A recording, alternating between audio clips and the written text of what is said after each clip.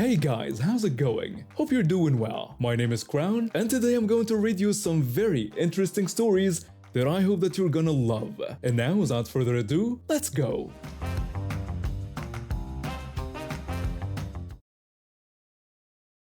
I'm 28 and work from home doing freelance gigs. My partner and I live in a decent apartment in the city, nothing fancy but comfortable. We don't have kids yet, though we're planning to in the future. My cousin is 32, single mom of 4 kids aged between 6 and 12. She's always been a bit self-centered, but I never imagined she'd pull something like this. Over the past few months, she's been dating this new guy who apparently has money. She is constantly posting about expensive dinners and weekend trips on social media. The kid's father isn't in the picture and doesn't pay support, so any happiness she could find seemed like a good thing. About 3 weeks ago, she mentioned during a family dinner that her boyfriend was planning to take her on a cruise. She joked about how nice it would be to have some time away from the kids and how we never do anything anyway, so we'd probably enjoy having them around. I left it off because it seemed like typical cousin banter. She never asked directly and I never agreed to anything. Yesterday morning started like any other weekday. I was at my computer working on a logo design when my doorbell rang at 8:30. I wasn't expecting anyone, so I looked through the peephole and saw 4 kids standing there with a small backpack between them. It took me a second to recognize them as my cousin's children because they looked so small and cold standing there. I opened the door right away and asked what they were doing there and where their mom was. The oldest one, a 12-year-old girl, explained that their mom said they were staying with me for a few days while she went on her trip. She told me that their mother had said I was excited to have them. I asked what trip they were talking about. The youngest, who's only 6, was shivering as he told me they had taken the bus there. He said their mom had given them money and written down my address. I brought them inside right away. They were wearing light clothes, no jackets, and sharing one small backpack with a few changes of clothes. No toothbrushes, no medications, nothing else. I tried calling my cousin, but her phone went straight to voicemail.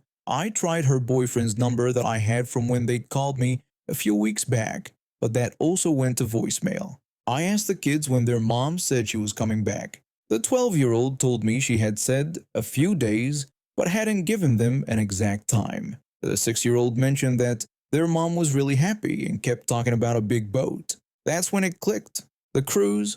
She had actually gone and dumped her kids on me without any confirmation, preparation, or even a heads up. I spent the next 2 hours trying to reach her while taking care of the kids. I made them breakfast, turned up the heater, and tried calling other family members to see if anyone knew what was going on. No one did. Then, around 10:30, my phone rang from a private number. The caller identified himself as a police officer and asked if I was the resident at this address. When I said yes, he told me they had received a report about 4 children who may need a welfare check. He asked if there were 4 minors at my residence. I told him yes, they were my cousin's kids, and explained that they had shown up that morning saying they were supposed to stay with me, but I had no idea they were coming. The officer said they would be over shortly to check on the situation. The bus driver who dropped them off had called it in. The kids had told him they were going to stay with family, but he was concerned because they were so young, traveling alone, and barely dressed for the weather. When the police and child protection services arrived, I explained everything. I showed them the texts where my cousin had made jokes about us watching the kids, but nothing that could be considered an actual arrangement. The kids told them their mom had said we had lots of free time and would be happy to take them. The officers were professional and understanding. They could see I was as surprised as anyone by the situation. They took detailed notes and said they'd need to locate the mother right away. About an hour and a half later, one of the officers returned with news. He told me they had found her at the cruise terminal and that she had already boarded a ship that was scheduled to depart at 3:30 that afternoon. He said they had removed her from the vessel and she was on her way to my place. She had abandoned her children to go on a cruise vacation. When she finally arrived, I was shocked by her appearance and attitude. She walked in wearing a full cruise outfit, complete with sunglasses pushed up on her head and the ship's lanyard still around her neck. She didn't even look at her kids but asked if I had seriously gotten the police involved. I told her she had left 4 kids at my door with no warning, no proper clothes, and no way to contact her. I asked what I was supposed to do. She complained that this was embarrassing and that I had ruined her holiday. I pointed out that her children had been cold and scared, with no idea when she was coming back. She dismissed my concerns and told me to stop being so dramatic. The child protection officer stepped forward and told her that this was child abandonment and neglect. The officer explained they would be opening an investigation into the incident. Karen just rolled her eyes like this was all a minor inconvenience. Before I could process what was happening next, my phone rang. It was my aunt, Karen's mother. She was crying and yelling, asking what I had done. She said Karen had called her saying, I got her arrested and ruined her cruise. I tried to explain that I didn't call anyone and that the bus driver had reported it because he was concerned about the kids. My aunt was angry and told me she had paid for that cruise as a treat for her daughter. She demanded to know if I realized how much money I had wasted. I asked her if she wasn't concerned about her grandchildren being abandoned. She said that Karen had told her they would be fine with me and accused me of overreacting. The call ended with her hanging up on me. The child protection officer was explaining to Karen that this was a serious matter that would require follow-up visits and assessments. Karen acted like she was being persecuted for no reason and argued that they were her kids and she could leave them wherever she wanted. The officer corrected her, explaining that abandoning children without proper arrangements or care provisions was illegal. Karen gathered up her kids, who had been watching this whole scene quietly. She didn't thank me for taking care of them, didn't apologize for the situation, and didn't even seem to recognize how wrong her actions were. She told the kids they were leaving. When they walked out, she turned back to me and said she hoped I was happy because I had ruined everything. Later that evening, I tried calling both Karen and my aunt to explain that I hadn't been the one to contact authorities, but neither would answer. I sent text messages explaining the situation, but both had blocked my number. I keep thinking about those kids standing at my door, cold and confused, while their mother was boarding a luxury cruise ship without a care in the world. She believed she could dump her children on someone without permission and then blame that person when things went wrong. The child protection officer called me later to thank me for cooperating and to let me know that the case would remain open. They also mentioned that this type of abandonment often indicates deeper issues with parental responsibility. I've been working in corporate finance for about 8 years now. Started right out of college at this mid-sized consulting firm downtown. The pay was decent, benefits were okay, but the work culture was absolutely toxic. We're talking about 60-hour weeks being considered normal, weekend emails that demanded immediate responses, and vacation requests treated like personal betrayals. My manager was this woman who everyone secretly called Karen behind her back. She had this habit of micromanaging everything while simultaneously claiming she trusted her team. She'd approve your vacation request and then call you 3 times during your first day off with urgent questions that could have waited. I learned early on to just accept that time off meant half time off at best. The company had this use it or lose it paid time off policy. Every year they'd send out reminders about unused vacation days, but whenever you actually tried to use them, there was always some crisis that required your immediate attention. I'd watched co-workers lose weeks of earned time off because they couldn't find a good time to take it. The company loved this system because it saved them money while making employees feel guilty for wanting basic rest.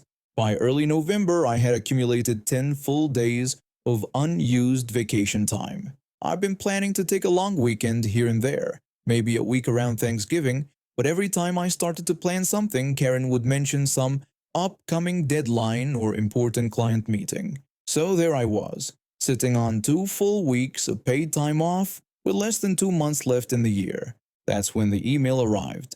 It came from Human Resources with one of those bright red urgent banners that usually meant someone was getting fired or the coffee machine was broken again. This time it was about our paid time off policy. The email was crystal clear. All unused vacation days had to be taken before December 31st. No exceptions, No rollovers to the next year, no cash payouts, use it or lose it, period. They even included a stern reminder that this policy had been in place for years and that employees were responsible for managing their own time off schedules. I read that email 3 times, then forwarded it to my personal account for safekeeping. If they wanted to play hardball with vacation policies, I could play hardball right back. I opened up the company calendar system and started looking at December. The 18th through the 31st looked perfect. 2 full weeks right at the end of the year covering Christmas and New Year's. It would put me right in the middle of our biggest project deadline, but according to Human Resources, that wasn't my problem anymore. I submitted the request that afternoon and got an automated approval email within minutes. The system didn't care about project timelines or team coverage. It just saw that I had the days available and the dates were open. Karen didn't notice until the following week. I was at my desk working on some client spreadsheets when she came walking over with her laptop in hand and that familiar tight smile that meant trouble. She told me she'd seen my vacation request in the system and that 2 weeks in December was going to be a problem. I explained that I'd seen the email from Human Resources about all unused time off needing to be taken before the end of the year. Karen pointed out that December was our busiest month with 3 major client deliverables and year-end reporting. She said she needed me there. I told her I understood it was busy, but I had 10 days that I'd lose if I didn't use them, and I've been putting off vacation all year for various deadlines. She asked if I could take the days in January instead, after we got through the crunch period. I reminded her that the email specifically said no rollovers and that December 31st was the deadline. She stood there for a moment, clearly trying to think of some way around the policy that she'd been happy to enforce when it meant employees losing their earned benefits. Karen said she'd talked to Human Resources about getting an exception. I told her that was fine, but I was going to keep the request in the system unless they officially changed the policy. I watched her walk away knowing exactly what was going to happen. She'd walk into Human Resources expecting them to back her up, only to discover that policies work both ways. 2 days later, I got an email from Human Resources with Karen copied. The message was polite but firm. The paid time off policy was final and had been communicated clearly to all managers. They reminded Karen that part of management responsibilities included planning around employee availability and ensuring adequate coverage for approved vacation requests. Karen forwarded me the email with a single line added at the top telling me to make sure all my projects were properly documented before I left. That was it. No more arguments, no more attempts to guilt me into changing my plans. She'd lost this battle, and she knew it. I spent the next few weeks preparing for my absence. I documented everything I was working on, created detailed handoff notes, and made sure my colleagues knew where to find important files. I even offered to train someone on the client reporting process that I usually handled alone. Karen barely spoke to me during those weeks. When she did, it was with this cold, professional tone that let everyone know she was not happy about the situation. She'd make little comments in team meetings about how challenging December was going to be with limited resources, always while looking directly at me. December 18th arrived and I shut down my computer with a satisfaction I hadn't felt in years. While my co-workers were gearing up for the most stressful weeks of the year, I was heading home to start 2 weeks of absolute freedom. The first few days I kept expecting my phone to ring with some urgent crisis that required my immediate attention, but the calls never came. Either they were managing fine without me, or they'd finally learned that my vacation time was actually mine. I spent those 2 weeks doing absolutely nothing work-related. I slept in every day, cooked elaborate meals, caught up on books I'd been meaning to read, and actually enjoyed the holidays for the first time in years. It was amazing how much better Christmas felt when you weren't constantly checking your email. When I returned in January, the office felt different. There was this exhausted energy that comes after everyone survives a crisis together. I heard bits and pieces of what had happened while I was gone. Long nights, weekend work sessions, a few mistakes that had to be corrected at the last minute. The kind of chaos that I've been dealing with for years finally became everyone else's problem. Karen called the team meeting my second day back to discuss the December projects. She went through each deliverable, highlighting what went well and what could have been improved. When she got to the client reporting section, the one I usually handled, there was an awkward pause. She mentioned that the year-end reports were completed, but they had some challenges with the format and missed a few data points that had to be corrected later. She didn't look at me when she said it, but everyone else did. They all knew that those were the reports I've been offering to train someone on before I left. The meeting ended without any direct criticism of my vacation timing, but the message was clear. My absence had caused problems, and Karen wanted everyone to know it. After the meeting, a few co-workers approached me privately. Instead of being upset about having extra work while I was gone, they were curious about how I'd managed to actually take time off during the busy season.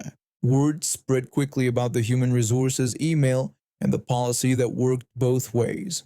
Over the next few months, I noticed more people started using their vacation days instead of letting them accumulate. Suddenly, managers had to actually plan for coverage instead of just assuming people would sacrifice their earned benefits for the company's convenience. Karen tried to implement a new policy requiring vacation requests to be approved by multiple managers during busy periods, but human resources shut it down. The existing policy was clear, and they weren't interested in creating additional barriers to employees using their earned benefits. 6 months later, Karen was transferred to another department. Officially, it was called a lateral move for professional development. Unofficially, everyone knew that upper management had gotten tired of her inability to manage her team's workload without relying on employees to sacrifice their personal time.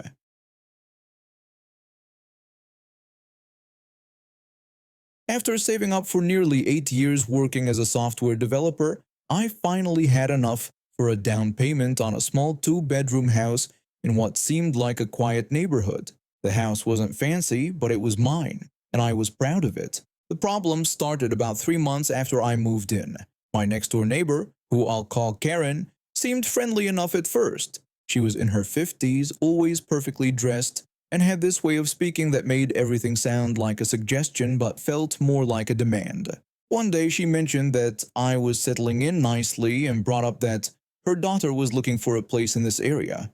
I told her that was nice and mentioned there were a few houses for sale down the street, but Karen said her daughter really loved this specific block and that my house would be perfect for her. I laughed it off at the time, thinking she was just making conversation, but over the next few weeks the comments kept coming. She would ask if I had thought about maybe looking for something bigger, suggesting that a young person like me probably wanted more space.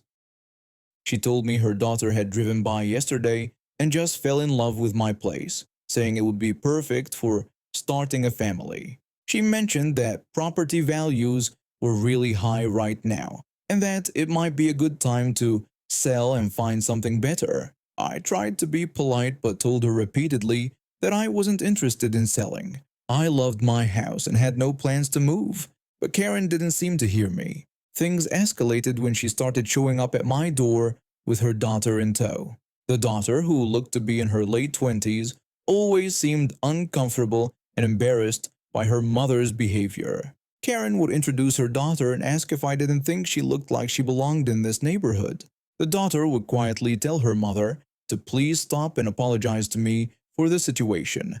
I would tell her it was okay but repeat that I wasn't selling. Karen would brush off my refusal, saying that everyone had a price and we just needed to figure out what mine was.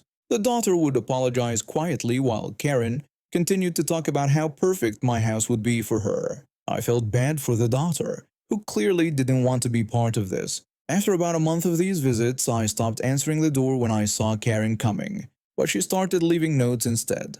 The notes were getting more demanding. First, they were offers to buy the house. Then they became complaints about my lawn, my car, anything she could think of. When I installed a security camera at my front door, she complained to the homeowners association about that too. Last Tuesday, I woke up to find both windows on the driver's side of my car completely smashed. Glass was everywhere on the street, and my seats were soaked from the rain that had fallen overnight. I was furious and immediately called the police. When the officer arrived, he took photos and asked if I had any idea who might have done it. He wanted to know if I had any problems with neighbors, ex-girlfriends, or anyone who might have a grudge against me. I explained the situation with Karen and told him there was this one neighbor who had been bothering me about selling my house. The officer took notes and said they'd investigate, but I could tell he wasn't optimistic about finding the culprit.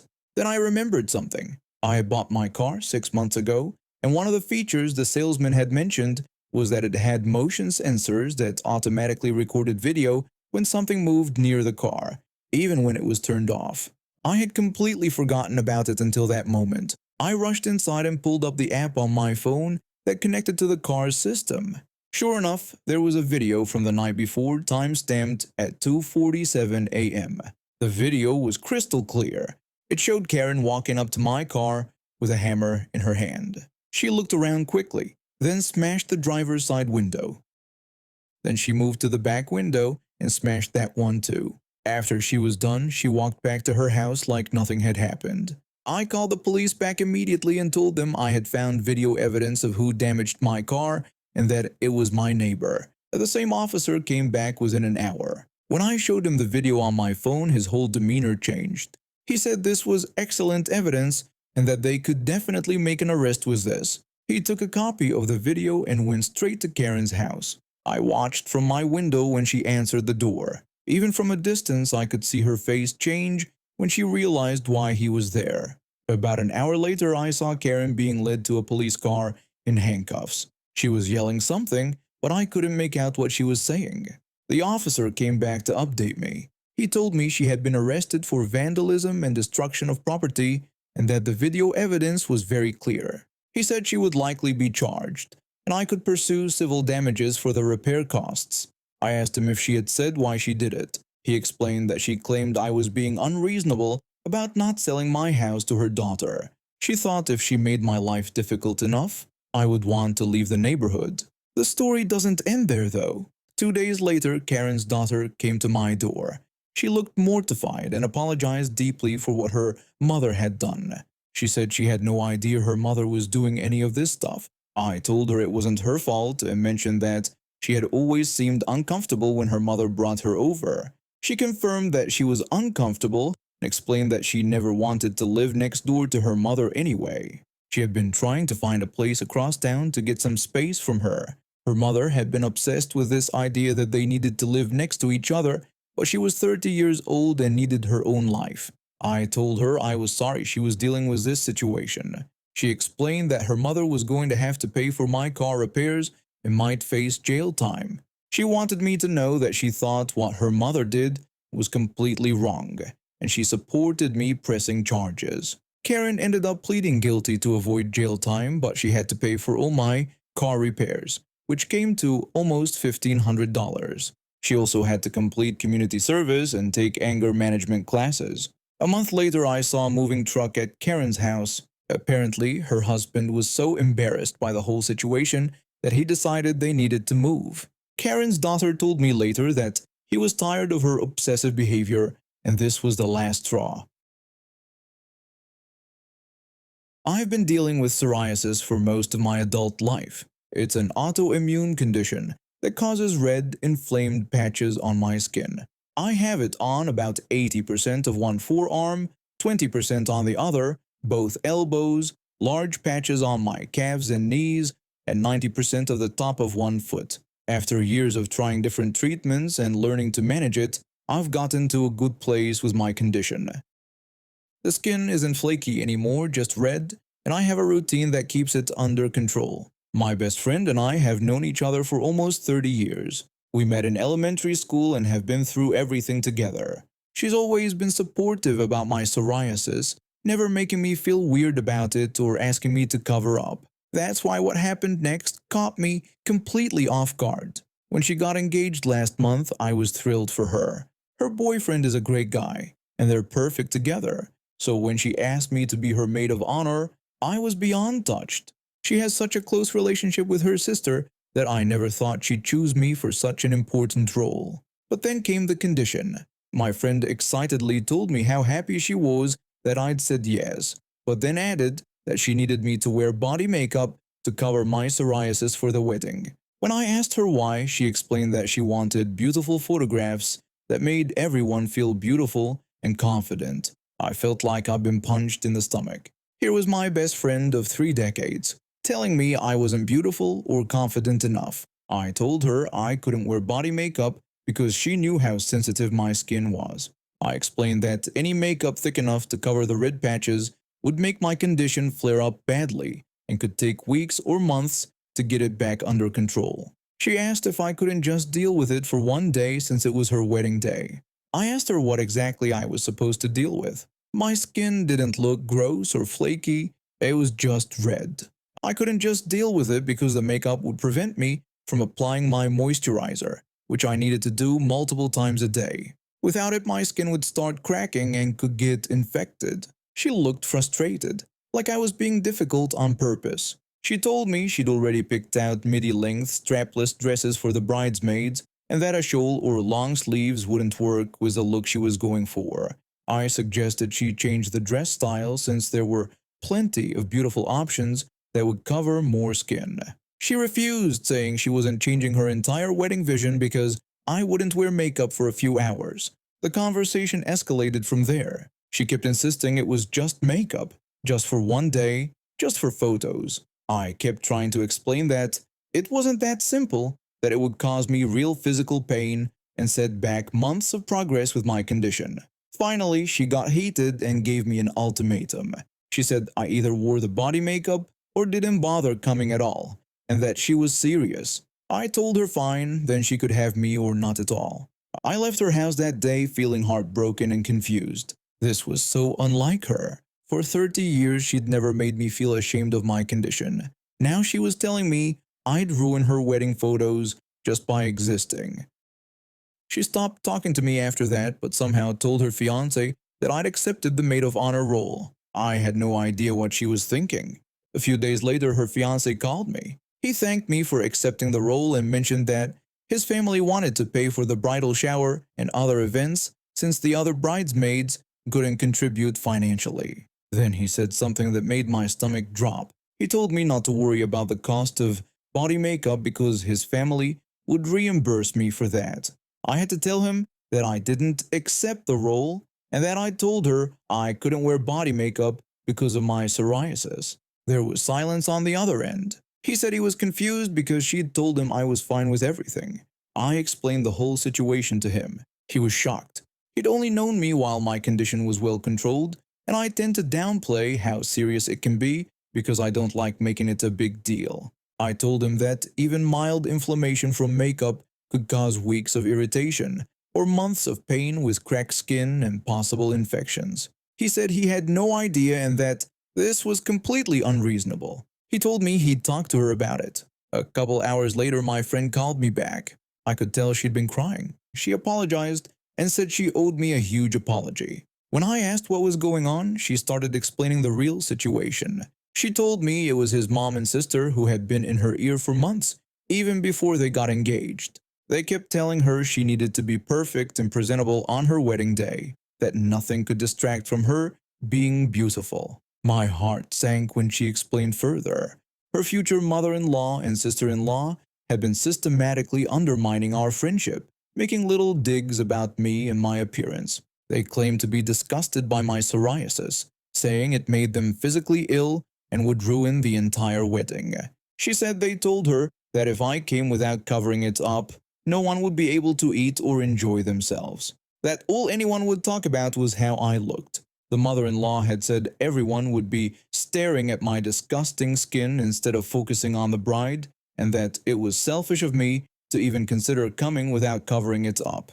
The sister-in-law added that people would lose their appetites and the whole day would be ruined, calling me inconsiderate. They were threatening to not allow the wedding to happen if I came without hiding my condition. I was processing this bombshell when her fiancé got on the phone. He apologized and said he had no idea any of this was happening. He told me he was furious with his family for manipulating her like this and that he was going to handle them.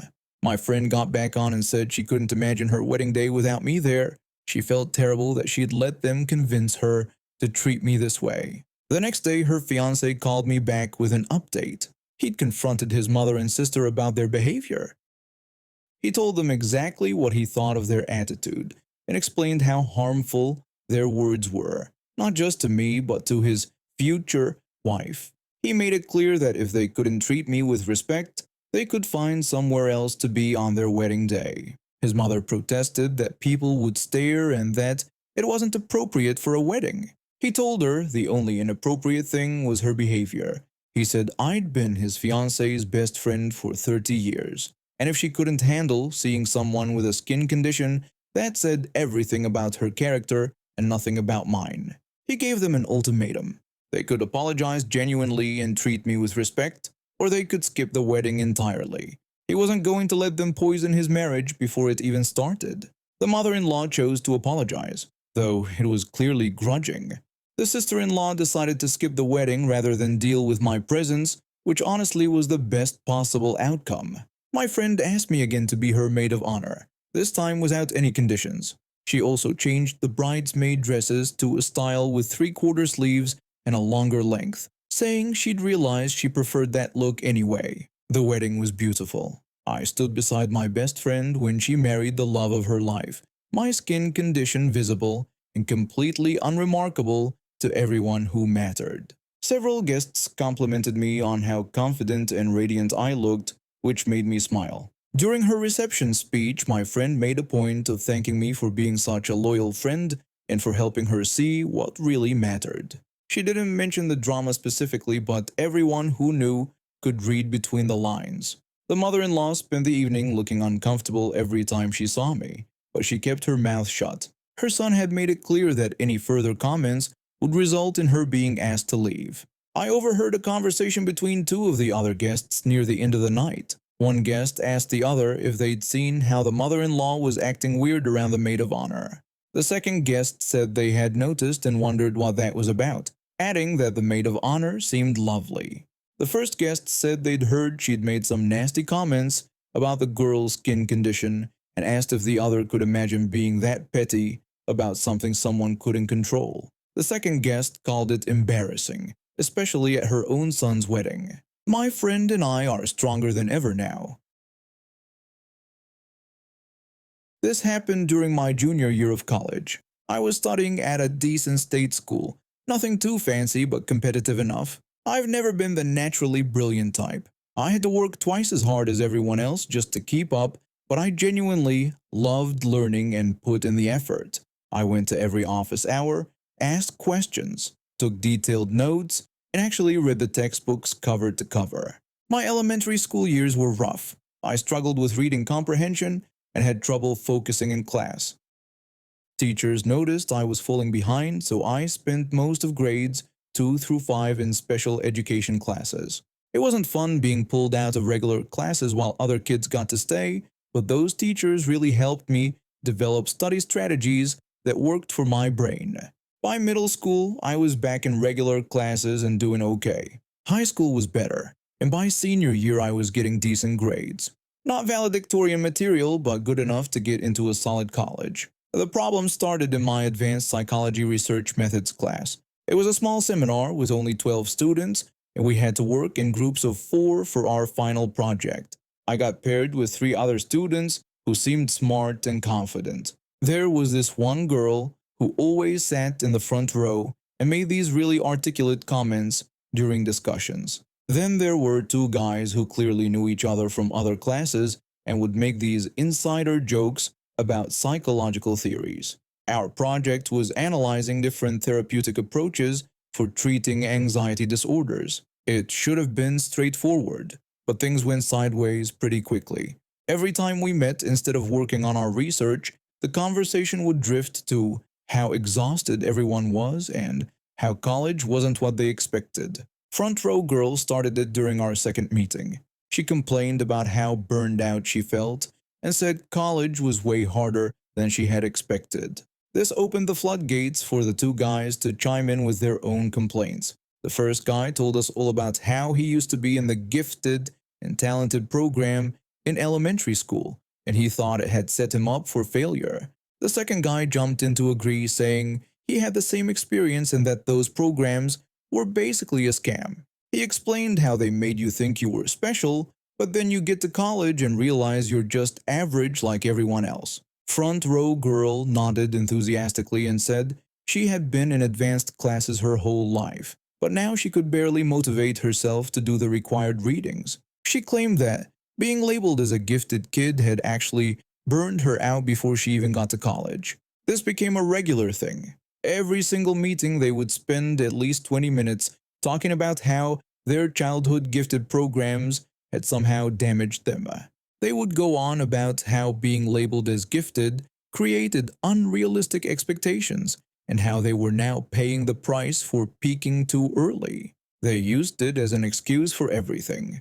When Front Row Girl turned in a half-finished literature review, she blamed it on being a recovered gifted kid who had lost her motivation. When the first guy missed our scheduled meeting, he said it was because gifted kid burnout made him avoid challenging tasks. It was like they had found this perfect explanation for any shortcoming or lazy behavior.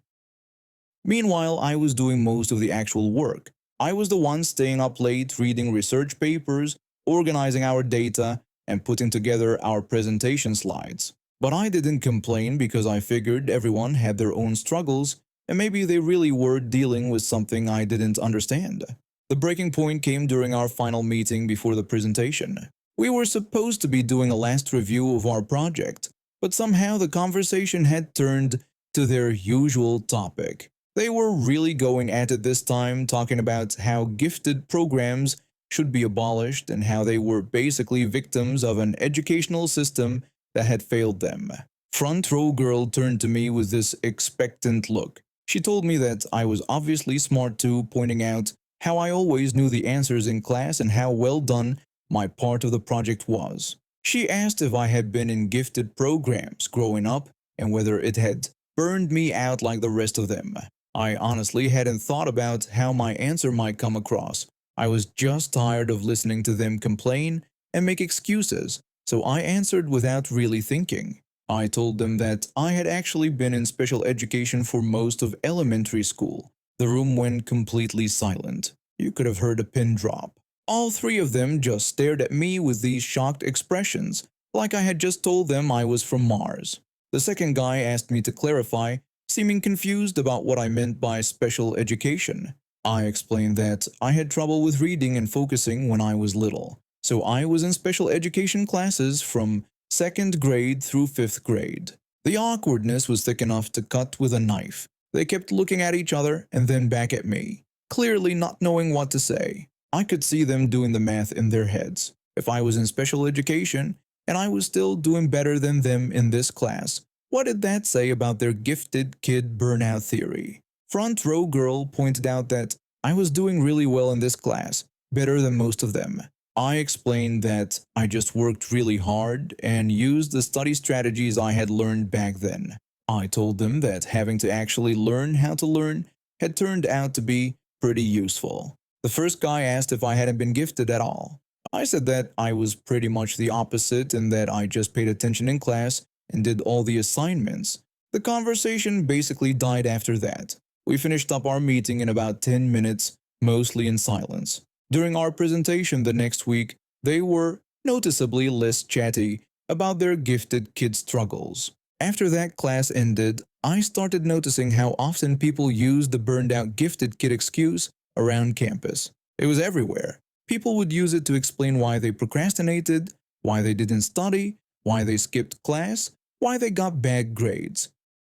It became this get-out-of-jail-free card for any kind of academic laziness. I kept running into my old group members in other classes, and they had pretty much stopped using that excuse, at least around me. I think my little revelation had made them realize how it sounded to someone who had actually struggled in school and had to work for everything. I ended up getting an A in that psychology class, while the other three got B's and C's.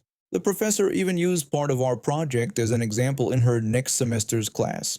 When I told her about my special education background during office hours, she said it explained why my research was so thorough and well organized. I still see those three around campus sometimes.